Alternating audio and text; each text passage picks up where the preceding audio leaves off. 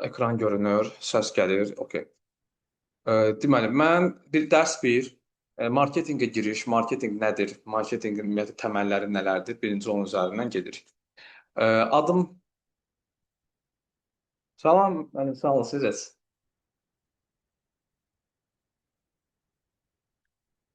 Çaşdım, əlimdəydi, sildim. Zəhra xanım getdi. Açım. Hı.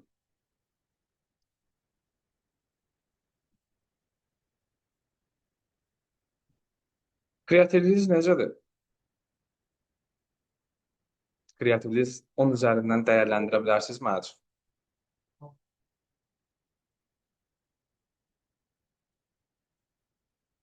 6, 6, 6, 6 ortalama. Qrup ortalaması 6. Zəhra xanım, sizdə neçədir kreativliyiniz? Kreativliyiniz bildim. Kreativliyiniz neçədir? 10 üzərindən kreativliyinizi dəyərləndirə bilərsiniz mənim üçün. Aha, bəli, qəşəng. Ə, Ola bilərin açıqlaması var.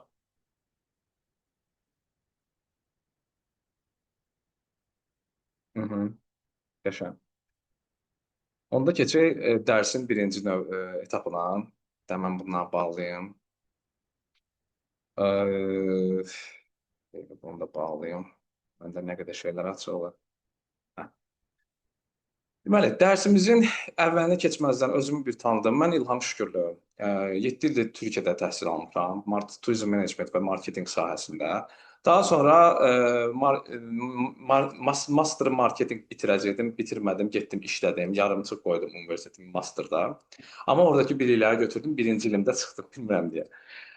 Çünki ürəyim sıxıldı. Çünki mən fikir verdim ki, dərs oxumaqla olan iş deyil, nəzərinizdə olsun. Və mütləq praktika eləməyiniz lazımdır. Dərslərimizin hamısında praktika mən özüm qoymuşam. Çünki başıma gəlib, özüm oxumuşam da, başıma gəlib, ona görə praktikasız qətiyyən mümkün deyil. Hər dərsimizin sonunda suallar verirəm, bir-birimizi praktika eləyirik, danışırıq. Mütləq şəkildə mənim qrupum var ha bu dəqiqə 31-ci qrup. O qrupdan savayı özünüz üçün bir dənə qrup açırsınız. Connection istəyirəm aranızda. İşlərinizi likelayın, bir-birinizə follow atın, başa düşdünüz, bir-birinizə dəstək olun həmişə. Bu belə. İkinci növbədə nədir məsələ?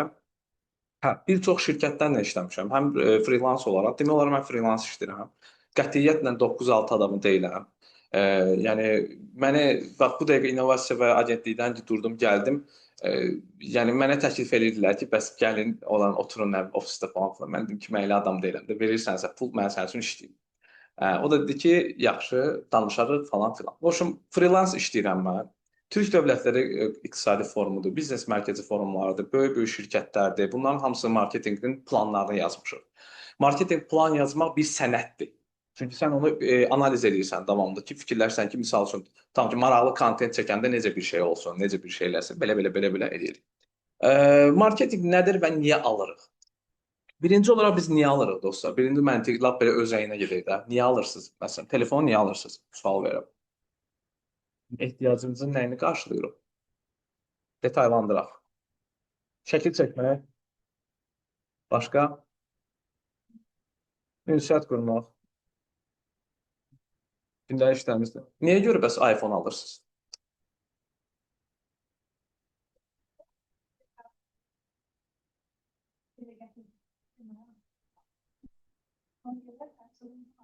Aha. Kimisinə görə markadır, kimisinə görə çəkilişi yaxşıdır, kimisinə görə də funksiyonallığı rahatdır. Yəni biz əslində almağımızın əsas təməllərindən biri budur ki, e, e, ehtiyaclarımızı qarşıladığı üçün. Amma sənə bunu satmaq bu qədər asan deyil. Bunun formalaşması lazımdır beyində. Sənə bunun tanıtımı lazımdır. Sən mütləq şəkildə biz məhsulu alırıq, yoxsa məhsulu bizə hiss etdirdiyini alırıqmı sualını verməliyik. Sən işin reklam tərəfi 20%-dir. Ağlınızda qalsın. Əsas məsələ kontent. 80%-lik kontent. Yəni sən kontentin zəif olsa da, istəyirsən dünyanın ən güclü targeti olduğunu gətir qoy, heç bir şey eləyə bilməyəcək. Təlim müddətində süni intellektin ə, sosial mediaya inteqrasiyasına keçəcəyik. Yəqin ki, reklamda görmüsünüz. Necə inteqrasiya olunur? Sizin assistentləriniz olacaq. Siz süni intellektdən assistent yaradacaqsınız. ChatGPT hamının bildiyi süni intellekt alətidir. Bu başqa məsələ. Bizim keçəcəyimiz 4 dənə ayrı süni intellektimiz olacaq. Bir də 5-ci var, Perplexity. O da istisna, yəni istəsəz istifadə edəsiniz, istəsəz yox. Nə edəcəksiniz? Birinci olaraq ChatGPT. Mənim burada sizin üçün hazırladığım və sizin də özünüz üçün hazırlaya biləcəyiniz süni intellekt dərsimizdə keçəcəyik bir assistentiniz olacaq. Bu assistent bizim üçün şirkətin məlumatlarını yazaraq ona birbaşa, yox, məndə texnologiya.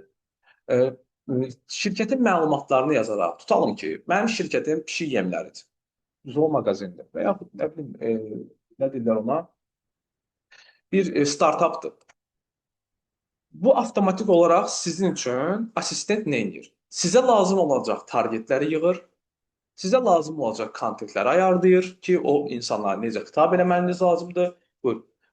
Necə adaptörü?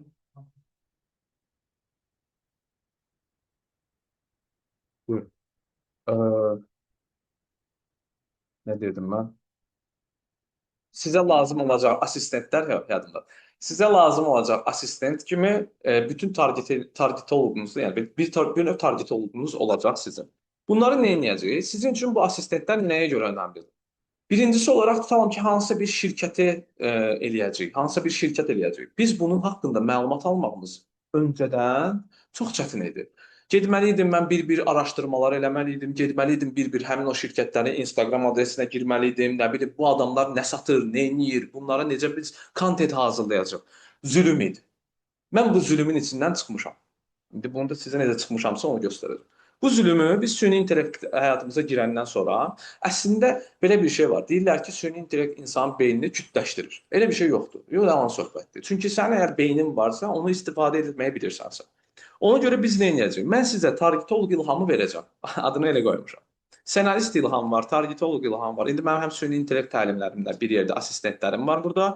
Gəlin bax, targetoloq ilham. Bunu sizə verəcəm.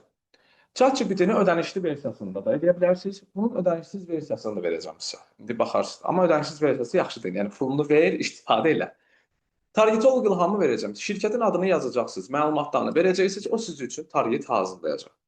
Sadəcə olaraq manuel şəkildə, yəni mexaniki şəkildə sən onu götürüb reklamın içərisinə qoyacaqsan. Professional reklamlar keçəcək. Professional reklamlar, yəni sponsorlu reklamlar olaraq keçir. Bu nədir? Bu ADS menecerdir. Mən ümumi tanıtım deyə bu dostlar, yəni nəzərinizdə olsun ki, nələr keçəcək, təlimdə nə gözləyirsiniz. Target, bu bizim panelimizdir. Bilməm, daha yaxşı görünür ya yox. O isməni veriblər. Hə. Bax burada neyindir? Targetoloqdur. Gəlir bu hissədən sizin bu kampaniyanız olacaq. Professional reklam qoymaq. Buna panel qurmaq deyirlər Azərbaycan dilində. Yəni siz öz şirkətiniz üçün bir reklam hesabı yaradacaqsınız. Reklam hesablarını professional şəkildə buradan qoyacağıq.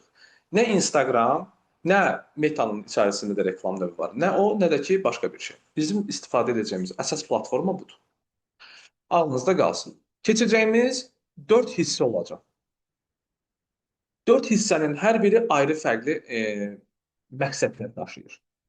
Burada 2 dənə hissə Azərbaycanda istifadə olunmayan, lazımsız dediyimiz Azərbaycan üçün bunlardır. Beyninizi boş-boş şeylərlə doldurmağa gərək yoxdur.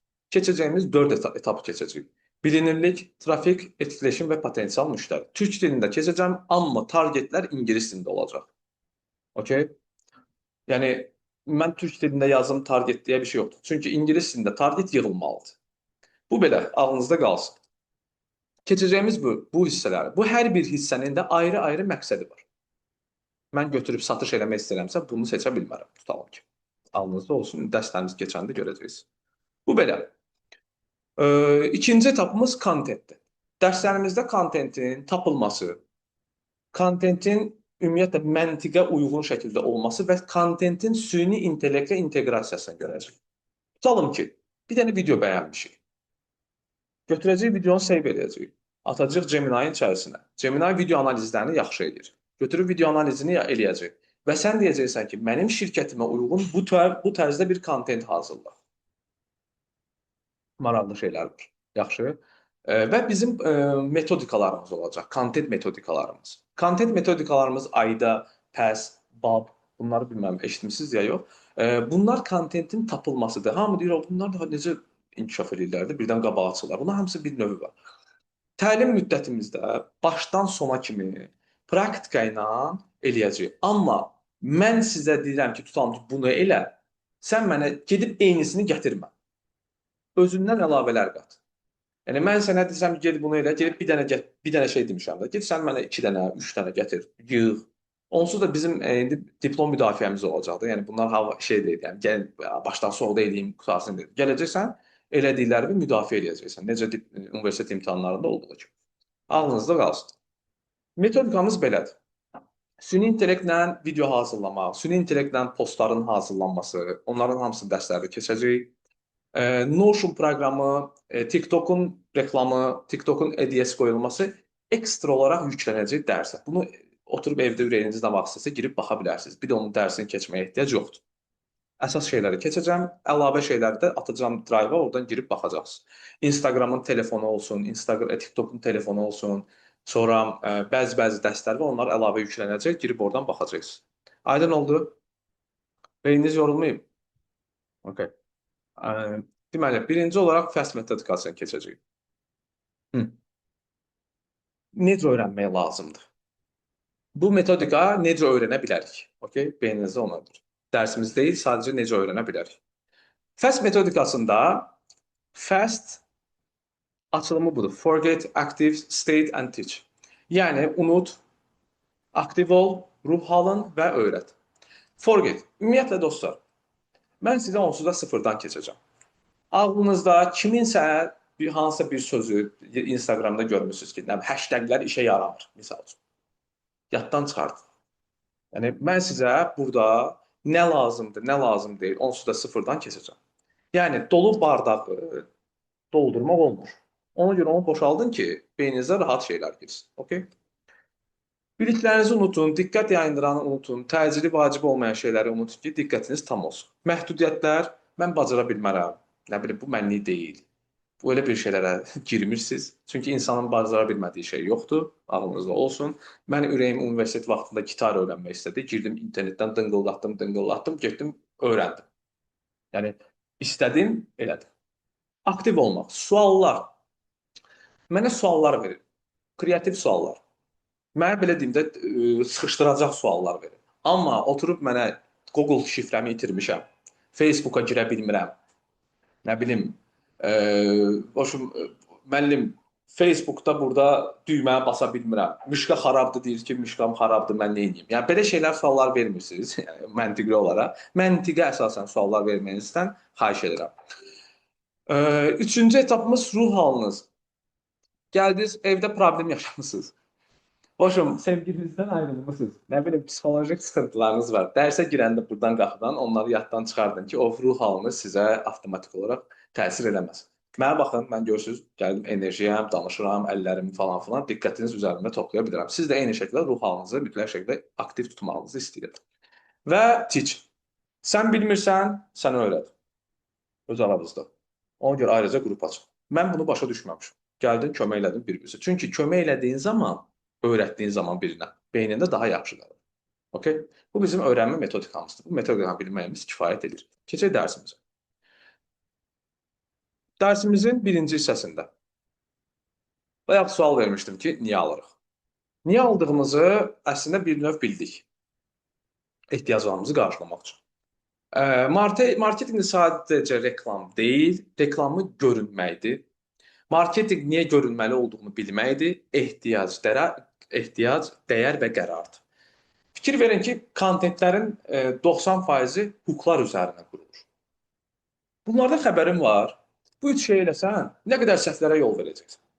Sən də bilirsən, nə səhvi, nə oldu ki, başa belə, scroll stop deyirik. Yəni, scroll eləmək, yuxarı vermək deməkdir. Onu saxlayırsan, sənə nəyə görə maraqlı olub? İndi bunu dərsdən sonra siz nə edəcəksiniz? Instagramda kayd et bölümü var.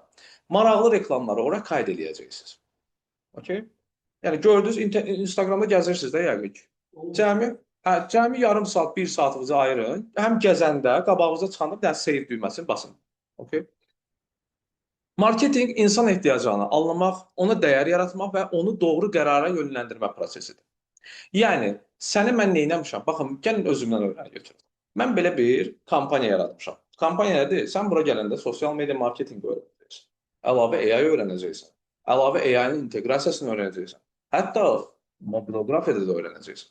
Mən sənə dəyər təklifim nədir? Sən gəlirsən, full paket, buradan çıxırsan. Sənə bu cazib bir təklif kimi gəlir. Araşdıranda belə bir təklif edən yoxdur. Varsa da səviyyəsi azdır. Bu neyinir? Mən sizə verəcəyim dəyər təklifini daha da yüksəldirəm. Ona görə kontaktda deyir ki, kredit şərtlərimiz daha uyğundur. Boşum, nə bilim, telefonun yanında naushnik veririk. Telefonu alana, nə bilim, bu qiymət 50% endirimdir. Yanında təkliflər verirsiniz, başa düşdünüz? Öyle bir şeydir. Biz niyə alırıq? Problem həlli. Status, bayaq dediniz iPhone. Rahatlıq, komfort alanı, zövq istəyib, məsələn, tutalım ki, bir sevgilinizə hədiyyə verəcəksiniz, çərçivənin içərisində şəkliniz, düymə basın, mahnısız da oxuyur da belə şeylər. Zövq, adiyyət, yəni insanların aldığı bir şeyi almaq, labubudur, labubu, nerv oluram həmişə onun səsini. Labubu çirkin bir şeydir, amma nə deyin, Instagram influencerlar aldı, insanlar da maraqlı gəldi. Bu bir strategiyadır. Qorxudan qaçmaq, yəni nə deməkdir o? 3 günə market bağlanır. 3 günə nə bilim, sold out. Bağlanır 3 günə öcəksöyə bağlı. Gəlirsən 10 gün sonra yenə açıldı. Yəni bu qorxu yaradır ki, yəni tez bağlanır, gəl al. Gələcək nəticə, yəni sənə bir gələcək vaad eləmək, bu qəşəng bir satışdır, yəni bu situasiyalardır. Və insan məhsulu yox, mənanı alır əslində. Məhsul, hiss və dəyər, satın alma qərarı. Yəni mən bunu, iPhone-u nəyə görə alıram? Statusa görə. Məhsulun özüdür. Məhsul mənə hiss elətdirir, bir status. Dəyər nədir? Qiyməti, görünüşü, hissiyatı, toxunuşu, bu da mənə dəyər verir və mənə avtomatik satın almaya yönləndirir. Əslində biz bir prosesi, kontent yaradanda AIDA modelini keçəcəyik. AIDA modeli bir modeldir, kontent modeli deyirlər. Bilmirəm bilirsiniz ya yox. AIDA modelində birinci nədir? Interesting. Action'dır, belə deyək. İkinci interestdir. Üçüncü desire'dir, yəni istək. Dördüncü isə call to action deyirlər ona. AIDA-nın modeli budur. Yəni sən birinci olaraq diqqəti çəkirsən, sonra məhsulla, sonra məhsulun sənə yaratdığı hissi ötürürsən, daha axırda dəyərini verib yönləndirsən satın almaya. Yəni 4 aşamadan ibarətdir. Satın alma 1, 2, 3, 4-cü aşamalar. iPhone status və ekosistem satır. Nike iradə və performans satır. Starbucks ritual və sosial məkan satır. İndi gəlin növbəti etapları görəcəyik. Apple kompüter satmır normalda. Status premium hissi, güclü ekosistem, sadə istifadə təcrübəsi və kreativ identity deyirlər buna. Yəni maraqlı fikirlər. Yəni heç indiyə kimi Apple-ın reklamlarındakı kreativliyi görmüsünüz? Belə sadə, minimalist, fırlandı belə gəldi, belə çıxdı, işıqlandırmalar falan filan. Əslində sənə kompüter satmır, o sənə bir status satır ki, sən iPhone-u alsan, bir statusa sahib olacaqsan. Coca-Cola hamının bildiyi markalardan getmişəm normalda ki, hamının ağlında olsun. Coca-Cola'nın indiyə kimi bu 1 manat 30 qəpikdir dediyi bir reklamı görmüsünüz? Belə bir şey görməmişsiniz də. Görə də bilməyəcəksiniz. Amma Ramazan ayında türkləri də var. Əlində 2 litr kola qaçan balaca bir dənə adam görmüsünüz, uşaq. Neyinir? İnsanlara duyğu satır. Sənin bir statusun olmalıdır ki, bir brandingin olanda. İnsana duyğu satırsan. Tutalım ki, bir dənə adam görmüsünüz belə əlində aksir, əlində şey düzəldir. Belə deyim, aksesuarlar düzəldir. Bilmirəm görmüsünüz ya yox. Belə adamdır, daha biraz əngəlli deyirlər də. Və o adam gedir dəniz qırağından toplayır və başlayır onlara düzəldir öz əl əməyi ilə satmağa başlayır. Necə? Hər şeylər qoyur, dənizin qumunu qoyur, nə bilim dənizin şey və insana duyğu satır. Əslində onun satdığını girib hansısa bir bujuteriyada da ala bilərsən.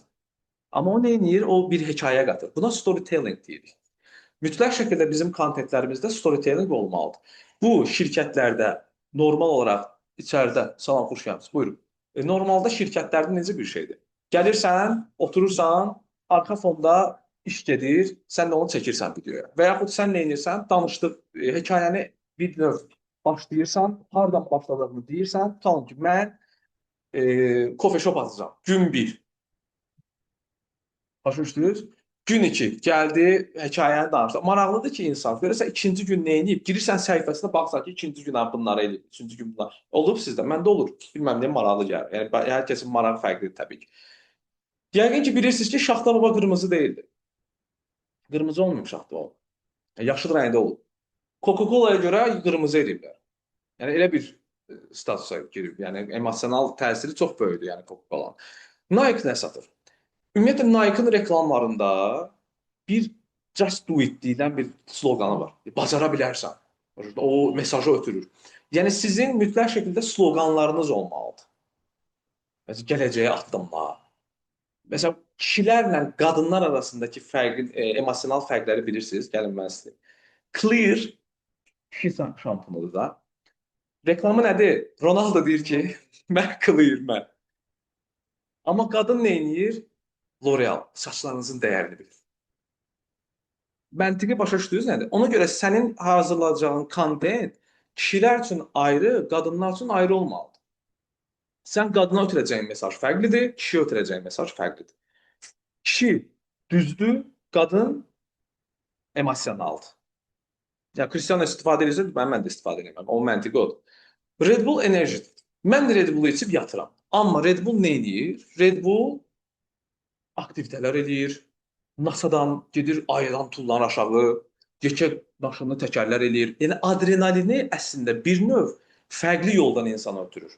Demir, bunu içəndə enerji qazanacaqsan. Bu deyir ki, sən bunu içəndə atlanacaqsan, qanadlanacaqsan, nə bilim, bunun kimi statuslar verir. Ona görə hazırlayacağımız hər bir kontent və bunun kimi belə deyim unsurlar bizim emosional bağlılığımıza gətirir. Ağlınızda bulunsun. Nəyə görə? Çünki kontent yaradanda o insana elə belə kontent olsun deyə yaratmayın. Həqiqətən də ona bir şey qatacaqmı bu kontent, ona görə yaradır. Dediyim kimi, ümumiyyətlə loyalty kartlarımız olur bizim. Loyalty kartlar bilirsiniz nədir? Sadiqlik kartları. Starbucks-da daha çoxdur. Kap-kap var burada, gəlirsən oxudur. Starbucks-ın məntiqi budur ki, sənə əslində şey satır. Sosiallıq satır. Və sən gedib onun kofesini alıb, onu user generated content deyirlər. Yəni istifadəçinin paylaşdığı content. Yəni istifadəçi mənəm, gedirəm onun şəklini çəkirəm adımla bir yerdə, onu reklam edirəm. Sənin xəbərin olmadan artıq sən Starbucks-ı reklam eləmiş olursan. Ödənişsiz reklam deyirlər buna, user generated content. Ağlınızda qalsın. Starbucks-ın məntiqi budur ki, sənə loyalty kartlar verir.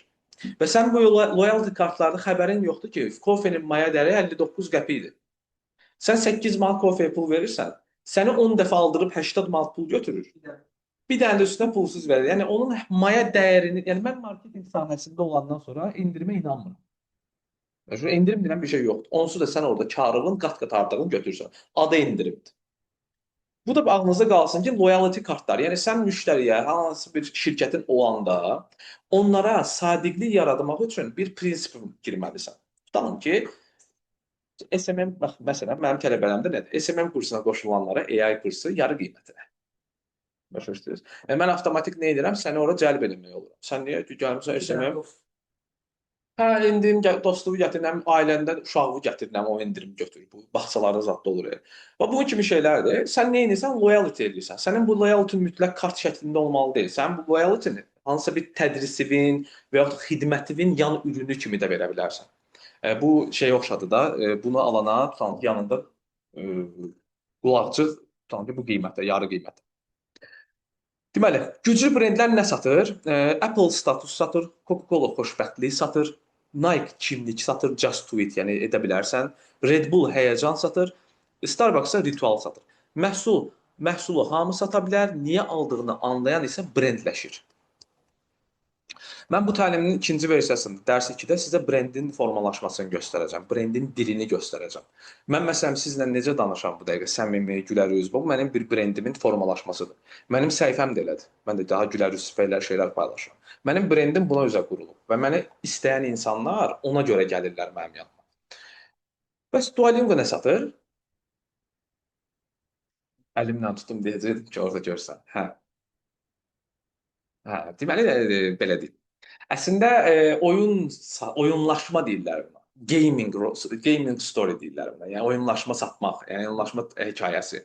Nə edirsən? Bir dənə maskot yaradıb. Maskotumuz Instagramda var. Popeyes'i bilirsiniz? Ha, niyə bilirsiniz Popeyes'i? Təzə gəlib də. Səbəbi nədir bilməyiniz? Reklamı çox görmüsünüz. Açıldığı zaman bunun marketinqi mənim dostum Ceyhun.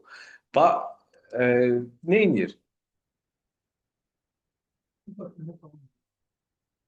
Gənclərə xitab eləyir. Maskotu var. Maskot gəlir. Kontent növünü anılar günüdür, bayramlardır, bunun kimi etkinliklər Azərbaycanda çoxdur. Yəni mənəvi dəyərlər deyirlər buna. Məsələn, mən analar günündə çıxıb sokağa, belə deyim, şəhərə nə edirəm? Mikrofon tutub ananıza zəng edin, onu sevdiyinizi deyin. Video çəkirəm. Bağlılıq yaradır. Baxın, görün burada kontent olmalıdır. Keçən dəfə uşaqlar eləyirdilər, mən keçən dəfə məndən soruşdular. Hə, gülməli kontentlər, bunlar şeydir. Baxın, salam, mən Popeyes yeməyə gəlmişəm. Kan. Heyranam da Ceydin'ə də. Uşağı bilirik ki, uşaq baxılır, hər zaman uşaq şeydir. Bir dənə də qəşəng şirin uşaq seçiblər. Bunu əminəm ki, bilə-bilə seçiblər. Sifətinə baxın, telepuzik oxşayır. Hə. Gəlib burada seçiblər, uşağı nə ediblər, onun üzərindən kontent yaradırlar. Ümumiyyətlə, kontentin nə qədər güclü olduğu buradan bəlli olur. De bax. Ha, buyurun.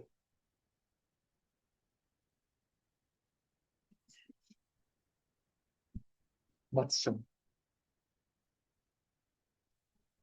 Bax, bu bir reklam növüdür, okey? Bu ağlınızda qalsın. Gələcəksiniz dərsdən sonra, o birisi dərsimizə qədər bu tərz reklamları gəlib buradan save düyməsini basıb bir dənə klasör yaradacaqsınız. O klasördə reklam, maraqlı reklam adını qoyarsınız. Eləyə bilməyənlər varsa onu göstərərəm.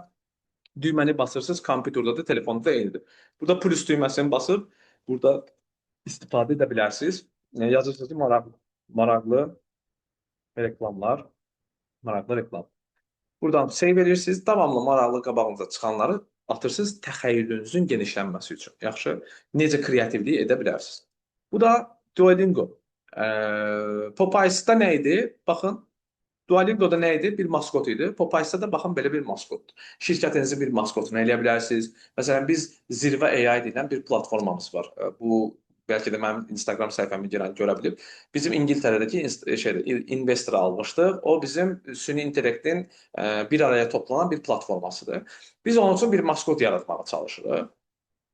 Maskotumuz da indi biraz maraqlı tərzdə bir şey olacaq. Nəyə görə? Çünki o maskotu sən daha çox görəndə artıq gözündə simada yaranır ki, bu biləcək ki, artıq Popeyes'in bir maskotudur. Ağlınızda qalsın. Keçirəm dərsin o birisi versiyasına. Bir dənə baxım görüm. Hə. Amazon və Trendyol nə satır? Onlar sadəcə məhsul satmır, sürət, rahatlıq və seçim güvəni yaradır. Amazon bilirik ki, dünyada ilk dəfə çıxan bir belə deyim, onlayn satış platformasıdır və biz Amazonu nəyə görə istifadə edirik? Güvənirik. Çünki Amazonda Temuya güvənərsən, yoxsa Amazona?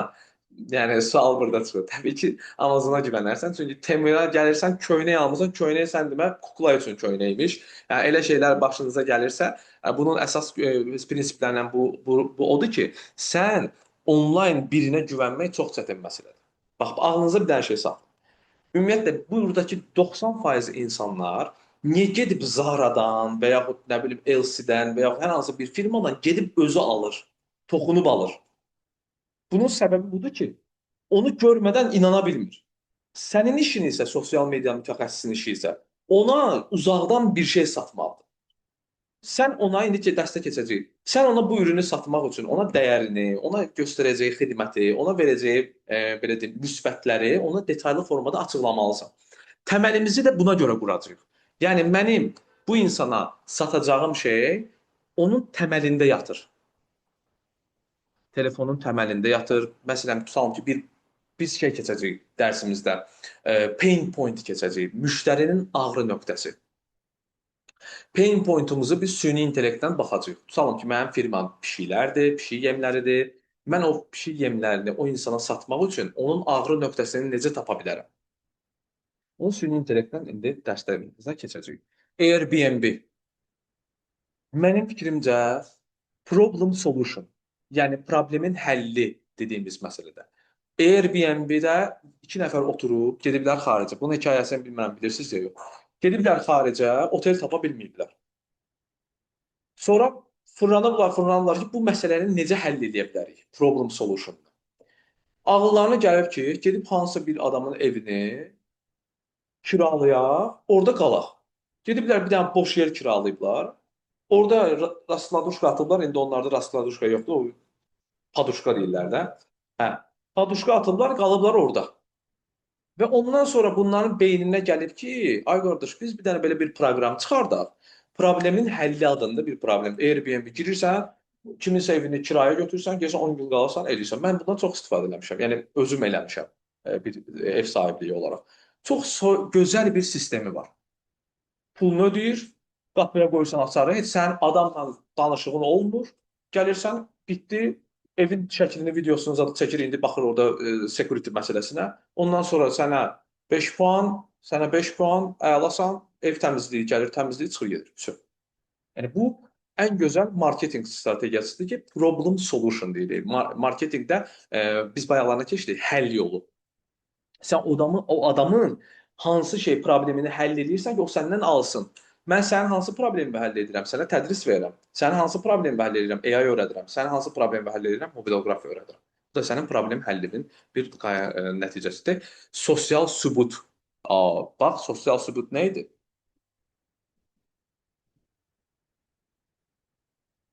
Hə, Zeynəb xanım sosial sübut nəyə görə gəlib mənim? Gördünüz? Örnək. Sosial sübut çox önəmlidir. Tələbəm gəldi, keçdi. Salam, mənim Method Education'da tədris almışam. Gəldiniz və yaxud ürün. Bax, mən hələ keçən dəfə sushi bir dənə sushi var idi, sushi. Sushi var idi nə? Sushi var. Sushinin adam onlayn satır. Və o qədər gözəl dadı var ki, indi adını deyərəm reklam olmasın, amma doğrudan dadı çox gözəldir. Mən indiyə kimi Azərbaycanda yedim, ən gözəl suşilərdən biridir. Adamın restoranı yoxdur. Adam padvalda düzəldir. İndi pis gündə deyil də padval deyib görmüşəm. Padvalda düzəldir. Amma elə gözəl dadı var ki, suşinin.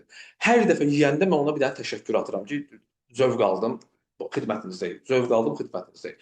Mən onu indi bu dəqiqə sizə rahatlıqla deyə bilərəm ki, gedin istifadə edin, gedin yeyin. Ən gözəl suşini yeyin. Bu nə edir mənə? Həm keyfiyyəti ilə mənə göstərir sübutunu.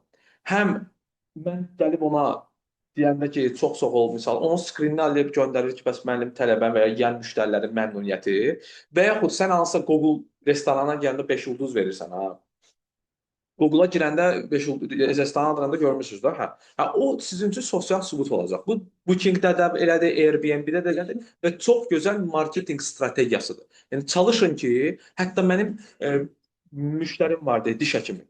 Mənə sual verir ki, mən necə kontent, ağlıma kontent yapacağım? Sən niyə əziyyət çəkirsən ki? Düzəlt dişi, before after elə ver. Ən gözəl strategiyadır. Burun əməliyyatı. Gəlir burun əməliyyatında belə bir şey, burun əməliyyatında tap. So, 1000 manat ödəniş. Gəldi promo tak bizim həkimlər elə satırlar. Before after ancaq. Kontentin növlərindən biridir. FOMO.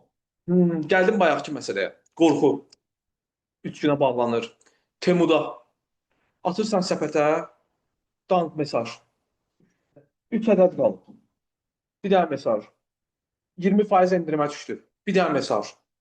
Nə bilim, stokda qutarır, aldın. Başlayıb nə etməyə? Səni qorxutmağa, tələsdirməyə. Bunu biz daha çox harda eləyirik? Bayramlarda eləyirik. Novruz bayramı endirimimiz başladı. Novruz bayramı bitir. Əslində inanın ki, yəni indirimdən bir şey yoxdur da. Yəni, yəqin ki, sizə də deyiblər satış menecerləri ki, endirimdir falan filan. İndi mən boş olmuşsunuzsa, mən rahatam yəni. Hə, ona görə ehtiyac yoxdur. İndi artıq nədir? Endirimdir. Mən onsuz da beynimdə tutduğum qiymət tutam ki 600-dürsə, mən onu artıq sizə satış qiymətində deyirəm ki 600-dən üstə salmışam misal üçün. Və ya 700-də 150-yə salmışam. Belə-belə artıq onsuz da təməl bir rəqəm var. O rəqəmə əsasən sən artıq maliyyəti hesablayırsan.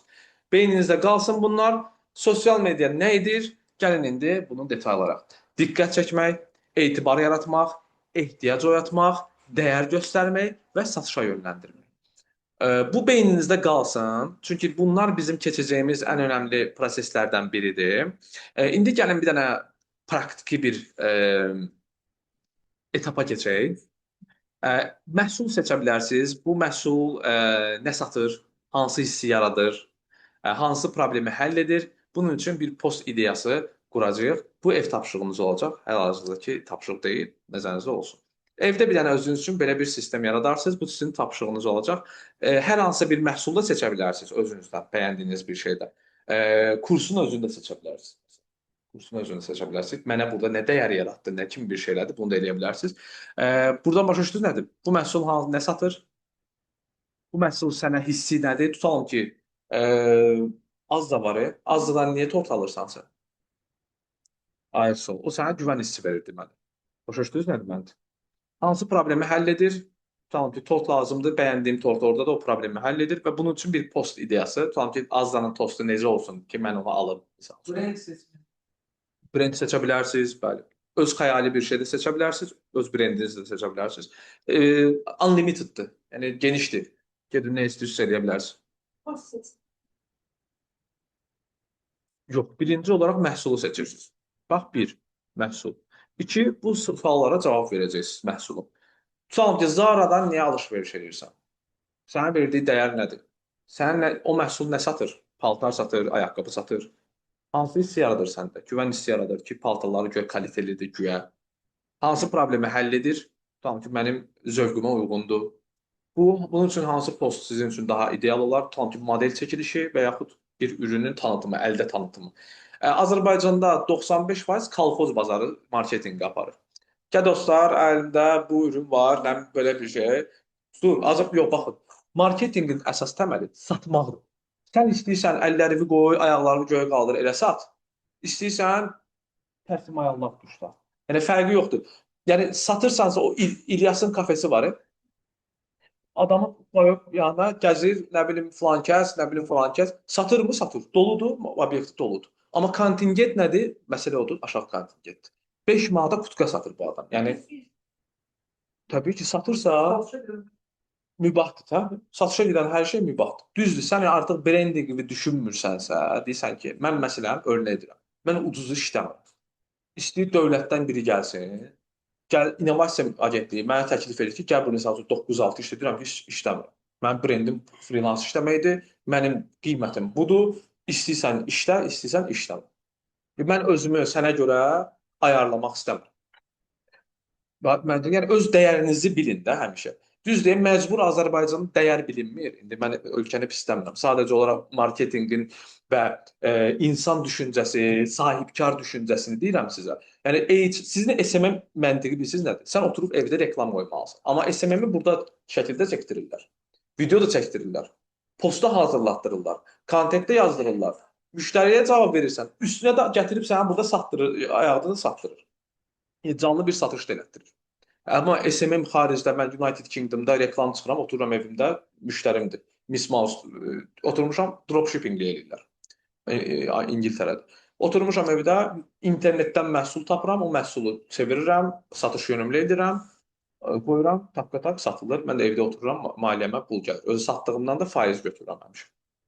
Bu da sizə örnəklərdən biridir. Bəli. Məhsulu bilməlisən birinci. Hə. Hı. Hı.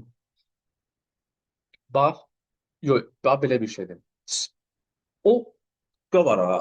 O kutkanın maliyyə dəyərini hesablayırsan. Ona görə deyirəm ki, məsələn, mənim gəlib sizə dərs keçməkdə bir maliyyə dəyərim var da, başa düşürsünüz? Mənim enerjim gedir, mənim saatım gedir. Mən onun hesabatını aparıram. Tutalım ki, deyirəm ki, gəlib sizə 2 saat dərs keçməyi, mənə bu qədər maliyyə başa gələcək. Mən bunu daha səmərəli necə sata bilərəm? Gəlirəm burada qiyməti öyrənirəm. Özümün məhsulumun qiymətini, məhsulumun dəyərini.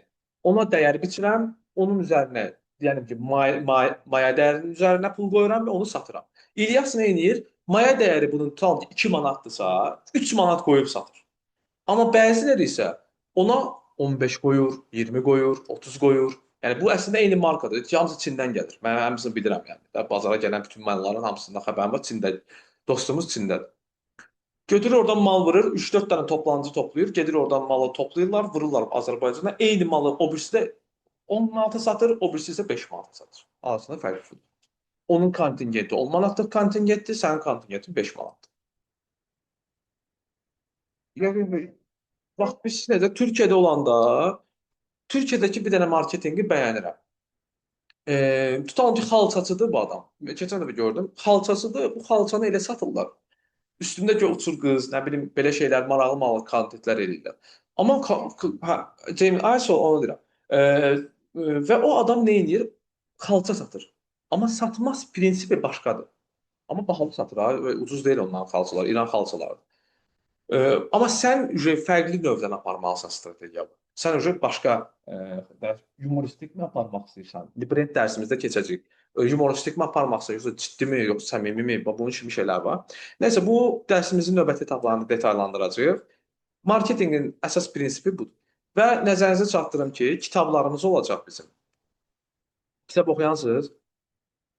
Kim nə qədər oxumur? Yox. Var. Onu həll eləmişəm olsun. Rahat ol. Bilirəm olsa oxuyan deyil.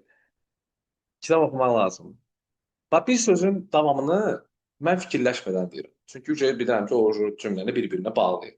Amma oxumayan adam olanda o cümləni çətinlik çəkir quranda. Bu bizim süni intellekt üçün çox vacibdir. Sən süni intellektdə, tutalım ki, mən sizə baxıram da, düzdür. Mən gözlərimi açıb belə baxanda sizə, sən nə hiss edirsən belə? Yox. Görürsən də sən mən. Amma süni intellekt onu görmür. Sən süni intellektdə yazmalısan ki, mən gözlərimi 3 sm yuxarı qaldıraraq sənə əsəbi və hissli bir şəkildə baxdım. Süni intellekt avtomatik biləcək ki, sən ona necə baxırsan. Biz ona görə videolarımız daha keyfiyyətli olur və biz yazmağı bildiyimizə görə prompt bilirik də, prompt yazmağı bildiyimizə görə hər şey yaxşı nəticə verir. Süni intellektdən. Ağlınızda qalsın o. Rəqəmsal marketinqə giriş. Rəqəmsal marketinqimiz nədir? Bilən var? Rəqəmsal marketinq. Məhsul və xidmətin rəqəmsalla satışıb, daha biraz loru dildə deyək necə bir şeydir.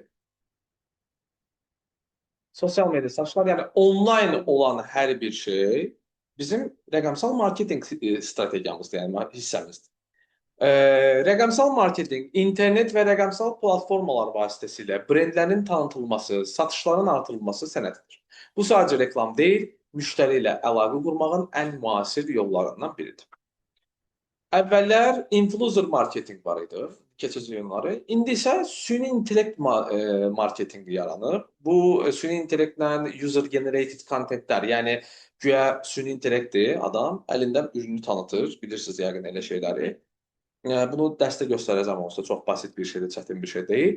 Və məntiq budur ki, rəqəmsal marketinqlə ənənəvi marketinq arasında fərq var. Ənənəvi marketinq nədir? Ənənəvi marketinq zarur verilişi, televizordur, billboardlardır divardakı, banerlərdir və yaxud hər hansısa bir ümumi təmasda ola biləcəyiniz bir şeylərdir. Rəqəmsal marketinq isə bildiyimiz onlayn üzərindəndir. Bəs arasındakı fərq nədir? Rəqəmsal marketinqlə ənənəvi marketinqin əsas fərqlərindən biri ölçüləbilirliyidir. Yəni sən zarur verilişinə baxan 20 yaşında da insan ola bilər. Nənəmin yanında görürəm zara baxır, gəlib oturub özüm də baxıram da, başa düşdük. Elə şeylər baş verib də. Hə. Rəqəmsal marketinqdə bunu ölçə bilirik. Yəni fikir vermisinizsə, ənənəvi marketinqin strategiyası, reklam strategiyası da fərqlidir. Zarur verilişində 95% həkimlərdir. Böyrək həkimi çıxır, boşum nə bilim tomoqrafiyadır, ürək xəstələridir, boşum kolbasa reklamlarıdır. Ailə və məişətlə bağlı bir reklamlardır. Amma rəqəmsal marketinq geniş olduğuna görə biz artıq spesifik kütləmizə xitab edirik. Tutalım ki, mən 18-24 yaş arası insanlara xitab edirəm və kontentimi ona görə hazırlayıram. Amma zarur verilişi onu bilmir, ölçə bilmir ki, mənə 65 yaşında birimi baxıb, 50 yaşında mı birimi? Çünki necədir? Amma, belə bir məsələ var, amması var. Ənənəvi marketinq daha güclüdür. Çünki zarur verilişində böyrək həkimini çıxardır biri, deyir ki, filan kəsin böyrəyində daş var idi, 3 dəfə atlandı, daşı düşdü. Həkim, filan natiq həkim buna elədi. Nənə baxır. Okey? Nənə böyrək ağ bircə idi. İndi bunu nəyə görə edirəm? Nənə götürdü videoya baxdı. Zəng elədi qızına. Qızım Natiq həkim bu işləri görülmüş yaxşı həkimdir. Gedərsiz ora böyle də problem olsaydı. Bildiniz marketinqin o hansı və o adama xitab elədiyi üçün, o nənəyə xitab elədiyi üçün elə reklamlar çıxır. Bizdə rəqəmsal marketinqdə kimə xitab eləyəcəksə qadın ayrı, kişi ayrı. Onun üçün ayrıca kontentlər yığacaq. Nəzərinizdə olsun. Okay? Üç hissədən bölünəcək. Üç hissə. Biri marka bilinirliyi yaratmaqdır. Marka bilinirliyi yaratmaq bizim reklamlarımızın, professional reklamlarımızın bu aşamasıdır. Sənə takipçi zəif gəlir, satışın olmur, sadəcə insanlara car çəkirsən. Deyirsən ki, ey millət, belə əlimə mikrofon aldı, burada görürsünüz, mikrofonu var orada, belə, nə deyirlər ona? Hə, elə bir şey, bildiniz də nə deyirəm? Car çəkirsən, qışqırırsan, ey millət, buradayam. Sənin edəcəyin üç aşama var.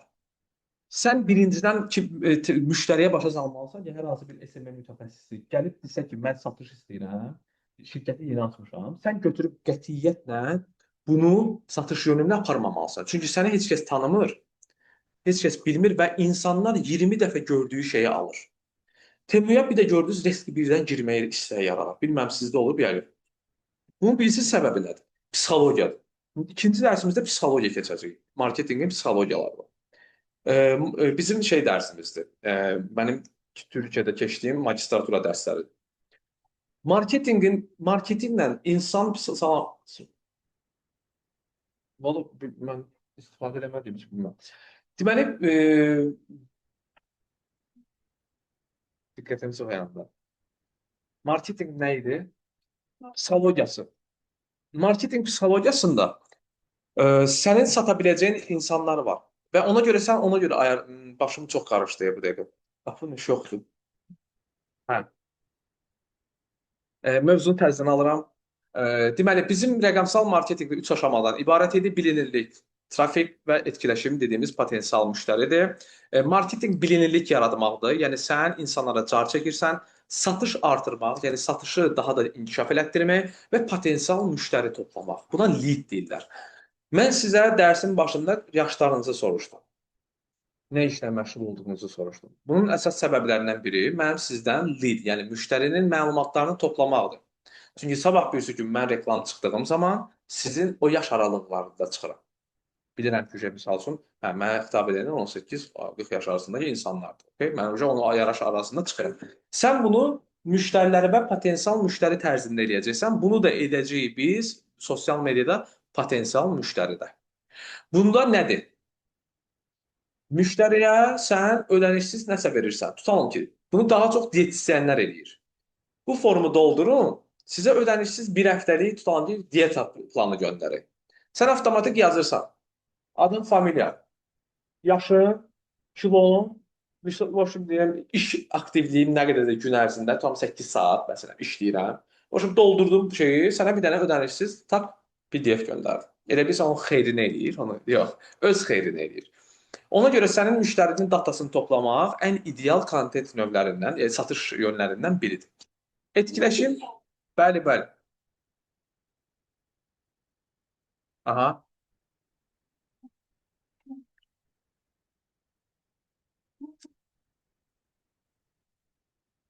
Nə yeridir? Nə yeridir? Taxta zavodudur. Taxta zavodu üçün necə bir şeylər eləmək? Qəşəng sualdır. Taxta zavodu üçün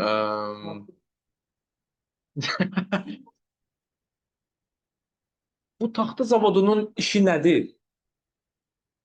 Taxta zavodunun işi nədir?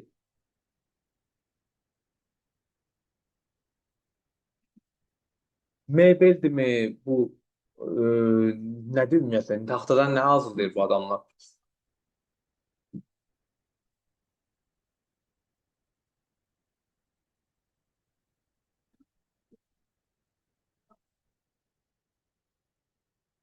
Ödə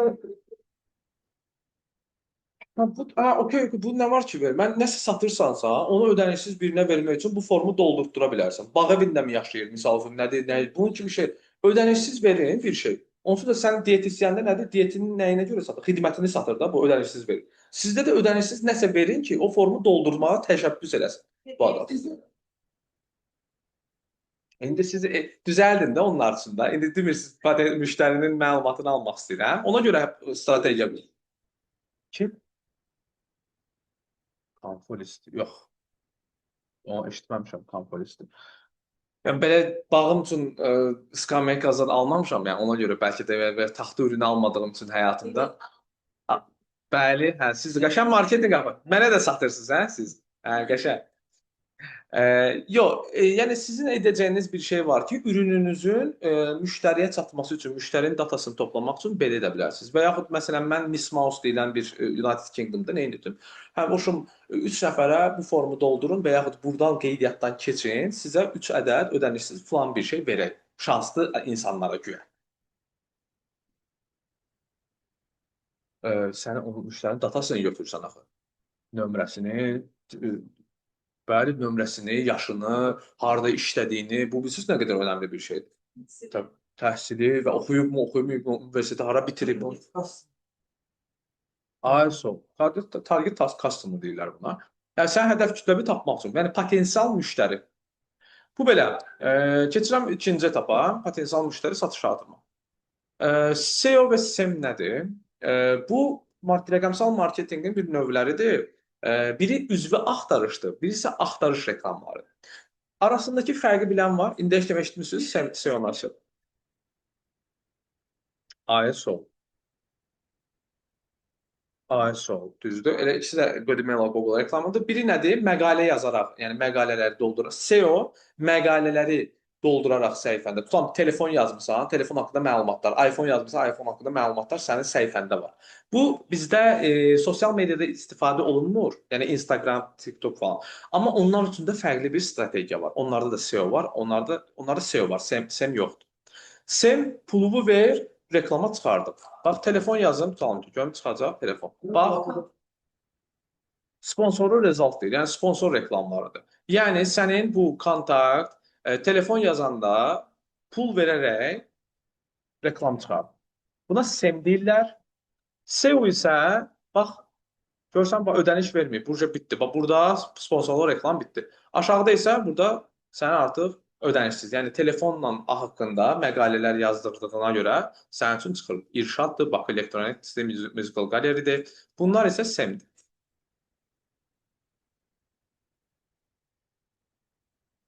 Daha çox məqalə, daha çox bilgi, daha çox səhifəyə girib çıxıblar. Hə, aktivlik daha çoxdur. Ona görə eləyir. Yəni SEO-nun əsas xidməti odur ki, sənin səhifəni məqalələrlə, yazılarla ön plana çıxartmağıdır. Sən ödəniş eləsən, onsuz da birincisən. Baxır indi qiymətləndirməyə. Tutalım ki, sənin bir dənə telefon yazmaq maliyyətin 1 dollardır. Tutalım deyirəm.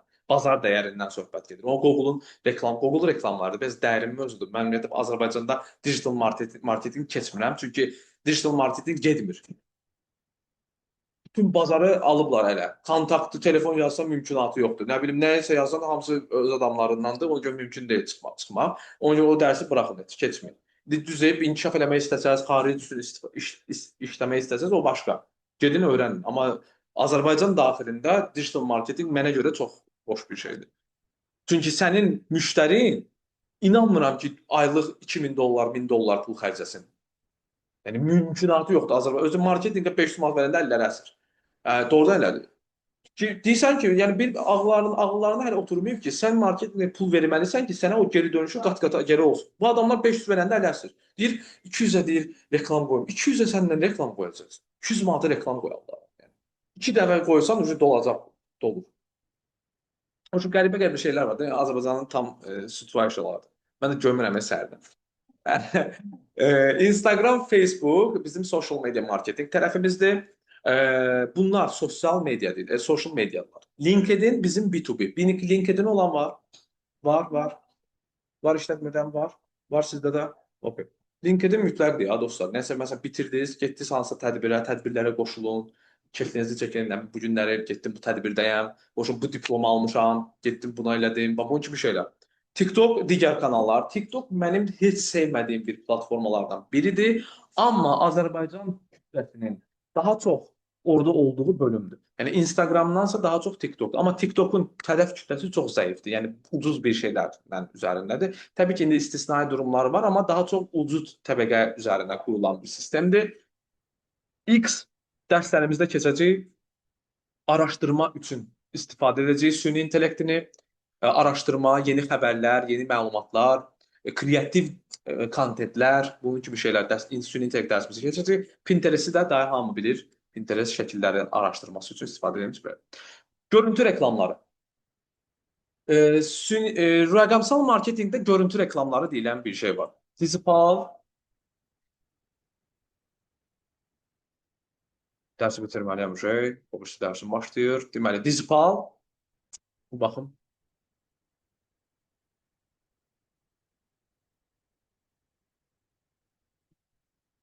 Nə yazıldı mənə yerdə? Okay.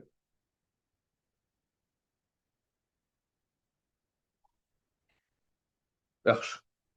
Mən problemlərlə doluyum bu günlər. Dizipal, dizipal. Yəqin girən olub da bura. Tam bunu. Hə, qəşəng. Dizipal 2076. Mən buna Dizipal 36-da girmişdim. Dövücü 2000-ə qalxıblar. Davamlı dəyişirlər. Görüntü reklamları. Görüntü reklamları bax bunlardır bax. Budur, budur. Bunlar görüntü reklamlardır. Yəni banner var, divarda qoyurlar banner. Elə bunun rəqəmsallığı da başa düşdünüz? Divara elə bir yapışdırmısan nəsə. Saytın içərisinə yapışdırmaq kimi bir şeydir. Remarketinq. Biz bunu çox istifadə edəcəyik. Remarketinqin məntiqi nədir? Tutalım ki, mən qadınlar toplumu çoxdur. Girirəm Rossmana. Qış vaxtıdır, hava soyuqdur. Girmişəm Rossmana, SPF almışam. Yox, SPF yox. Nə deyirlər ona? Tonalini almışam misal üçün. Okay. Deyib tonalini almışam. Mən oradan bir ürün almış kimi sayılıram. Remarketinq yayda həmin o xanıma günəş kremi və SPF satmaq üçün bir təkrar marketinq sayılır. Təkrardan onun qabağına çıxmaq üçün. Buna remarketinq deyirlər. Yəni bir dəfə səndən alıb, gedib təzədən o adamın qabağına çıxmaq üçün bir dənə də reklam qoyursan. Sırf onların qabağına çıxmaq üçün. Bunu edəcəyimiz şey audit nədir? Hədəf kitlə. Retarget.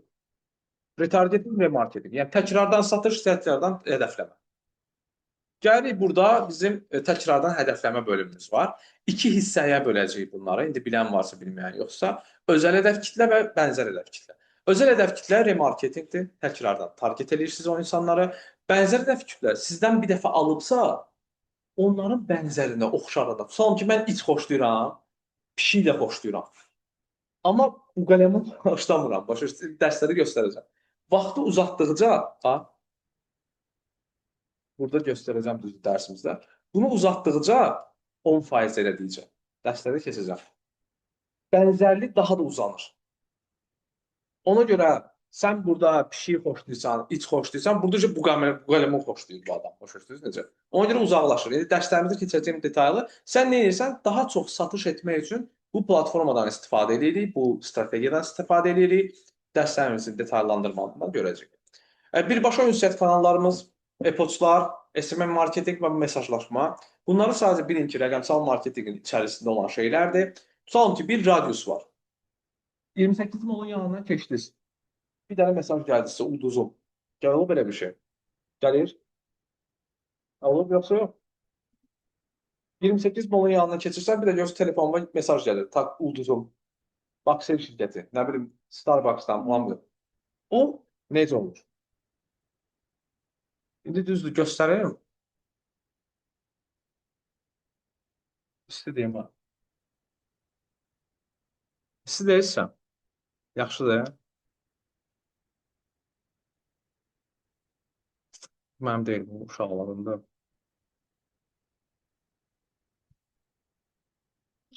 Bu necə olur? Bir radius düşünün. Radius. Və bu radius bizim keçdiyimiz zonadan yuqarın şeyini göstərəcəm. Müştəri customer journey map deyirik buna. Bax bizim radiuslarımız olacaq. Bu radiusda biz keçdiyimiz zaman, olduğumuz zaman bizə reklamlar göstərilir və yaxud mesajlar gəlir. Bax buradakı radius var ha bu. Bu radiusda 28 molun yanındayamsa, Bax orada. Keçəndə tak mənə mesaj gəlir. Bu da sizin reklamlarınızı geniş tutduğunuz zaman büdcənizin də daha çox geniş tutmanız lazım olan bir məsələdir. Strategiyalarda görəcəyik. Onları keçin bu rəqəmsal marketinq, e-posta, mesajlaşma falan bunları bilirik. Tərəfdaşlıq və məzmun, affiliate marketinq deyirlər buna. Affiliate marketinq nədir? Tutalım ki, sizə bir promo kod verir. O promo kodla kimsə nəsə alanda sizə pul verir. Necə? Hə, Temu kimi Temu mən indiyə kimi mənə ödənişsiz bir şey verdiyini görməmişəm, amma affiliate marketinqləri var. Onlar oradan istifadə edirlər. Promo kod verir, o promo koddan alırsan, sənə ödəniş verir. Content marketing isə bildiyimiz content marketinqdir dostlar. Üstündə qalmıram detallandırmanı. Bu nəzəri qismimizdir. Bir dənə son olaraq da Customer Joining Map-i keçib bitirəcəm dərsi. Customer Joining Map müasir müştəri yolculuğu deyirik buna. Buna biz mütləq şəkildə baxırıq və biz bunu bilməliyik. Customer Journey Map müştərinin alışa keçdiyi vaxt deyilir və bu loru dildə başa salacağam sizə. Deməli, telefonun son çırpınışlarıdır.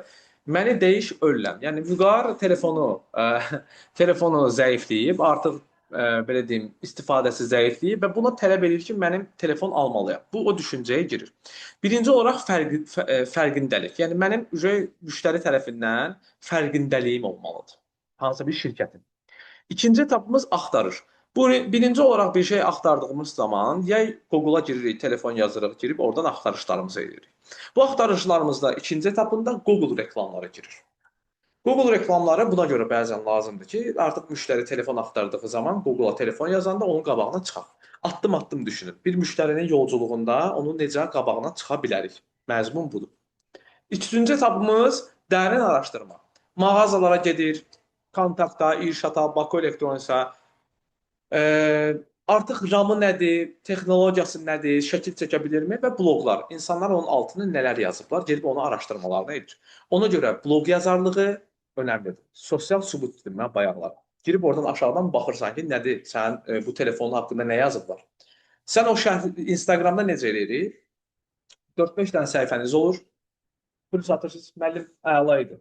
Nə bilim, bu ürünü işlətdin, möhtəşəmdir. Başlayırsan bunların altına yazmağa özündən, yalandan. Marketinqi satışlarından biri. Yəni sənin 3-4 dənə dostunu çağırırsan, deyirsən ki, bəs mənim kommenti yaz ki, müəllim əla dərs keçir. Misal üçün belə bir şey deyil, yazıb yalandan doldurursun. Təbii ki, indi gəldim 1 milyon satış elədim.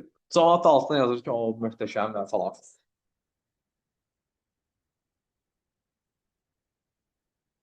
100 minlər, ölkədə heç 100 min adam yoxdur ya. Hə? Yəni mən valla palavradır mənə görə hamısı, amma yenə də zamanla onsuz da görəcəyik. Bax, hərəkətli araşdırmalar. Baxın, bu bizim nəyə görə önəmlidir? Bayaqlar radius göstərdim sizə. Sən insanın Sumqayıtdan gələn Bakıya adam var, düzdür? Bu adam Sumqayıtdan gələndə Bakıya sən reklam qoymusansa, o avtomatik sənin reklamını görür. Ona görə bəzən biz Sumqayıta reklam qoymuruq. Deyirik ki, Bakıda olsun, onsuz da universitetdən gələndə, universitetdə gələn adamlar olanda və ya iş üçün gələn adamlara reklamı Bakının ərazisində qoyuruq. Büdcəni az tuturuq, amma Bakı ərazisini seçmiş sayılırıq. Kafedə, yolda spesifik olaraq kafelər var. Daha belə şey kafelər deyirlər də, belə gəzin, belə necə deyim sizə, biraz luxury tərzdə kafelər var. Məsələn, İçəri şəhərdə, Malakan bağının yanında, nə bilim, Malakinodur, Malatın, bilməm, elə bir dənə kafe. Kafe shopları.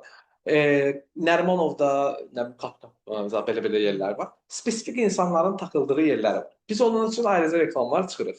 Sırf o 1 kilometrlik ərazi üçün, 1 kilometr o ərazi üçün və yaxud Milyonerlər məhəlləsidir, Azur Plazadır, boşum Ağşəhərdir. Bunlar üçün ayrıca radiuslar qoyuruq ki, luxury ürün satmaq üçün. Başa düşdünüz necə? Luxury ürünü harasa Biləcəriyə luxury ürünü satan məsən də. Başa düşdün, neçə nəfər alacaq səndən o Biləcəridən gələn. İndi düzdür, istisnai var təbii ki. Bu belə. Həqiqət mənbəyi bu nədir? Rəsmi saytlar yalan danışa bilər, amma YouTube-dakı qaqaşlar yox. Yəni YouTube-da alan bir blogerlərdir falandır, bunları gəlib araşdırır və özü bunları arasındakı testlər edir. Yəni YouTube araşdırması deyirik buna. Bura çıxmağımız qeyri-mümkündür, çünki YouTube-a reklam vermirik, amma YouTube-a yönləndirə bilərik.